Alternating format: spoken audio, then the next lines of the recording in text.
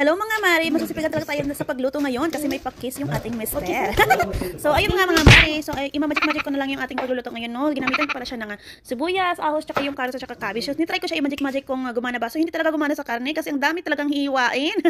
So ginamit ko pala dyan yung karne ng baboy. Sabi ko i-try ko nga ito kasi hindi ko pa to na-try na magluto ng pansit gisado o sotanghon gisado. Kasi ang lagi ko talang niluluto mga kamari ay yung bihon, bihon gisado. So ayan, magsisimula na tayo ng ating panggisa. Naghiwa talaga ako ng sibuyas tsaka yung ahos natin panggisa. So ayan, so nagpainit na ako ng ating kawali, tsaka nilagay ko yung ating sibuyas tsaka ahos at tsaka ating karning baboy, tsaka nilagay ko siya ng asin at tsaka black pepper para yung ating pampalasa ay lalong sumarap. At tsaka nilagay ko siya ng nor cubes at nilagay ko ng tubig tapos takpan. At ayan na yung ating sotanghon gisado. Ayan yung ating sotanghon na noodles. So nilagay ko siya ng tubig para at tsaka haluin para hindi siya dumikit. At nilagay ko yung ating vegetables at tsaka yung ating carrots at tsaka yung ating cabbage. So ayan. So ready to eat na tayo mga kamare. Ay pak! Sobrang sarap mga kamare!